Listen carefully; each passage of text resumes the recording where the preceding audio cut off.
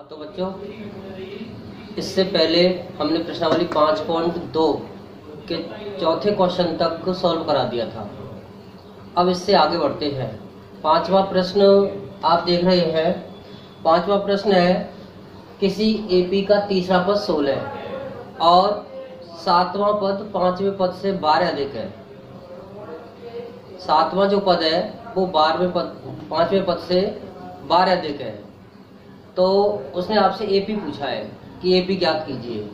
अब इससे पहले, सवाल से पहले मैंने आपको पहले भी बताया था, जब भी हम दूसरा पद निकालते हैं तो इसका मतलब है A2 का मतलब होता है A प्लस डी, और अगर वो कहता है तीसरा पद यानी A3 का मतलब होता है A प्लस 2D। इसी प्रकार जब आप डायरेक्ट समीकरण बनाओगे तो एक डी कम करके उसको लिखते हैं। जैसे आपको 50वां पद लिखना है A50, तो होगा वो A प्लस 49D। इसी प्रकार 20वां पद लिखना है तो 20 में से एक कम करके लिख देंगे, उसमें आएगा 19D, अर्थात A20 बराबर A प्लस 19D। इस प्रकार डायरेक्ट समीकरण बनाते हुए सवालों को हम सॉल्व करेंगे। अब देखिए, जैसे ये पांचवा जो प्रश्न है आपका, पांचवा जो प्रश्न है, किसी एपी का तीसरा पद 16 है। तीसरा पद मतलब A3। क्या है? A3 बराबर 16, इसको लिख देंगे हम, दिया है। अब A3 को कैसे लिखेंगे? एक कम कर दो, इसमें से 2 हो जाएगा, तो A प्लस 2D बराबर 16। ये हो गई आपके समीकरण 1।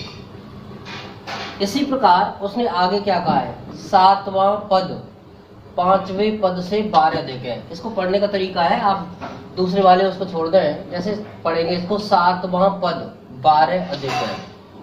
तो सातवां जो पद है 12 अधिक है, और समीकरण बनाते समय हम दोनों पदों को बराबर करते हैं।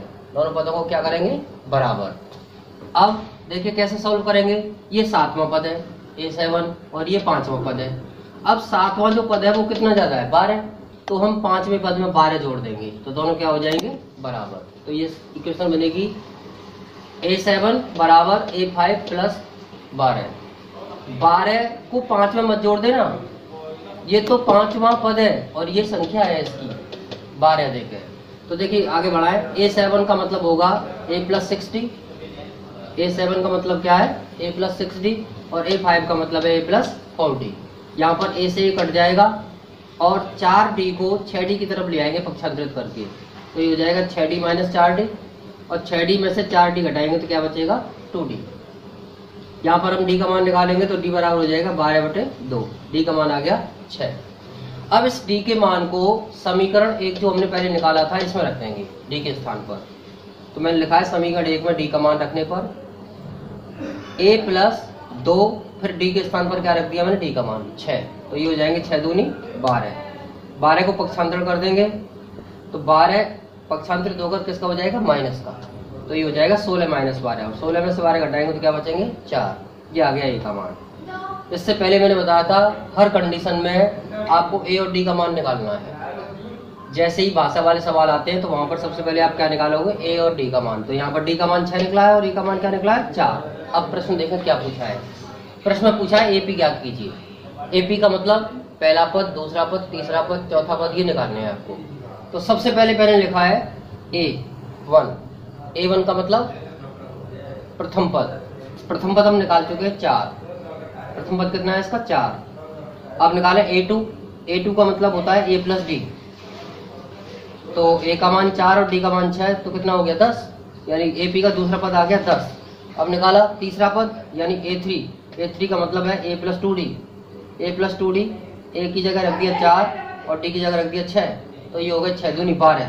12 और 4 16। तो AP का प्रथम पद 4 आया, दूसरा पद 10 आया और तीसरा पद 16 आया। तो इन तीनों को एक साथ लिख देंगे तो AP बन जाएगी। इस तरह AP होगी 4, 10, 16। ठीक है। अब चलते हैं हम 6वें सवाल पर। 6वां सवाल क्या है इसका? 6वें सवाल को देखें। 3 अंकों वाली कितनी संख्याएं 7 से विभाज्य है? 3 अंकों वाली कितनी संख्याएं 7 से विभाज्य हैं? अब 3 अंकों वाली संख्याओं की बात करें तो 100 से स्टार्ट होती हैं। 100 से पहले जो है 99 आता है और 99 में 2 अंक होते हैं। अब 3 अंक वाली 99 के बाद 100 होगा, ठीक है। 100 में होते हैं 3 अंक और लास्ट में देखें हम 999 में भी 3 अंक होते हैं, लेकिन 999 के बाद देखेंगे तो 1000 आ जाएगा और 1000 में 4 अंक होते हैं। अर्थात कहने का मतलब है 3 अंक वाली संख्याएं 100 से 999 तक होती हैं, 100 से 999 तक। लेकिन हमें इनमें से 7 से विभाज्य संख्या निकालनी है, इनमें से 7 से विभाज्य। तो आपको कैसे करना है, जैसे पहली संख्या क्या है 100, 100 में 7 का भाग देकर देखेंगे नहीं जाएगा, 101 में देंगे नहीं जाएगा, 102 में देंगे नहीं जाएगा, 103 में भी नहीं जाएगा, 104 में भी 7 का भाग नहीं जाएगा, 105 पहली संख्या है जिसमें 7 का भाग जाता है। आप देख लेना। इसके बाद 7 से विभाज्य तो 7 7 बढ़ाकर लिखते चले जाएंगे। जैसे पहली संख्या 105, 7 जोड़ दो उसमें 112 है, फिर 7 जोड़ दो 119। अब लास्ट में देखते हैं कौन सी आती है। 999 है अंतिम संख्या, लेकिन 999 7 से विभाज्य नहीं है। 999 से पहले 998 में भी 7 का भाग नहीं जाएगा, 997 में भी 7 का भाग नहीं जाएगा, 996 में भी 7 का भाग नहीं जाएगा, 995 में भी 7 का भाग नहीं जाएगा। इससे पहले आती है 994 जो 7 से विभाज्य होती है। तो अंतिम संख्या होगी 7 से विभाज्य वाली 994। अब एपी हो गई आपकी 105, 112, 119 और 994। इसमें प्रथम पद है 105, सार्वंतर आएगा 112 माइनस 105 कितना आ गया 7। और ये अंतिम पद है, अंतिम पद को an से लिखते हैं, an बराबर 994।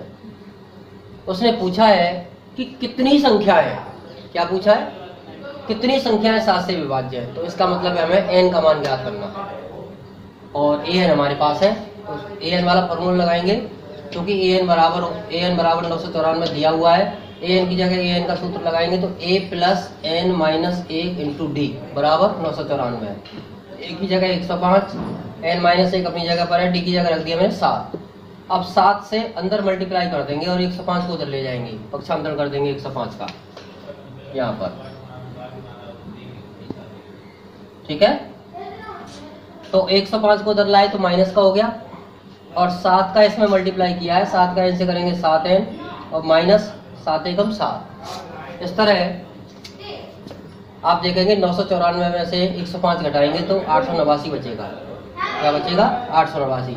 इसके बाद इस जो माइनस का 7 है इसको उधर ले आए, ये प्लस का हो गया, 889 और 7 को जोड़ेंगे तो 896 हो जाएगा।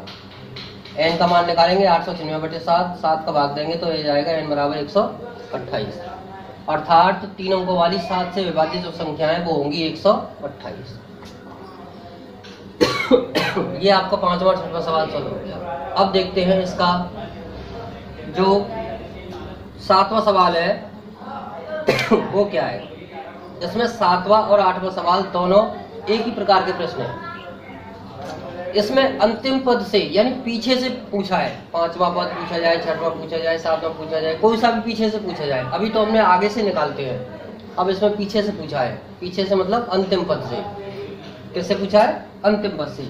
अब देखो यहाँ पर ये दे रखा है AP 10 7 4 dot dot dot, last में दे रखा है -62 यानी अंतिम पद है -62 का अंतिम पद से 11वां पद बताना है। यानी पीछे हमें सबसे पहले ये पता होना चाहिए कि -62 कौन सा पद है, वहां से फिर 11वां पद बताना है। और 11वां पद बताने के लिए आपको 10 पदों को हटाना पड़ेगा, तब 11वां आएगा। तो इसका जो सरल तरीका है वो ये है, आप अंतिम पद में से और जो पूछा गया उससे एक पद कम घटा दो, क्योंकि AP जब क्रमवार चलती है तो उसमें डी बढ़ता है। पहले जैसे 1 डी बढ़ेगा, फिर 2 डी बढ़ेंगे, फिर 3 डी बढ़ेंगे, इस तरह डी बढ़ता चला जाएगा। तो यहाँ पर देखो मैंने निकाला है A बराबर 10, D बराबर दूसरे पद में से पहला पद घटा दिया, तो ये आ गया -3 और अंतिम पद है 62। अब उसने पूछा गया अंतिम पद से 11वां पद, और अंतिम पद से 11वां पद निकालने के लिए अंतिम पद में से 10 डी घटा देंगे, L माइनस 10D। L मतलब अंतिम पद, अंतिम पद का मान क्या है -62 माइनस, और D का मान है 3 माइनस का, तो माइनस माइनस हो जाएगा प्लस, और 10 और 3 का गुणा करेंगे तो क्या हो जाएगा 30। तो -62 में से जब 30 घटाएंगे तो क्या आएगा -32। ये बहुत ही शॉर्ट तरीका है। इस तरह ये आप इसका 8वां सवाल भी कर सकते हो। तो अंतिम पद से जो 11वां पद आएगा वो क्या आएगा -32। ठीक है, अब आप इसका स्क्रीनशॉट ले लेंगे और फेयर कॉपी पर इसको बार बार करके देखेंगे। सवालों को करने के बाद आप प्रैक्टिस करेंगे और अगर आपको वीडियो पसंद आती है तो लाइक करें और सब्सक्राइब करें। Thanks for watching.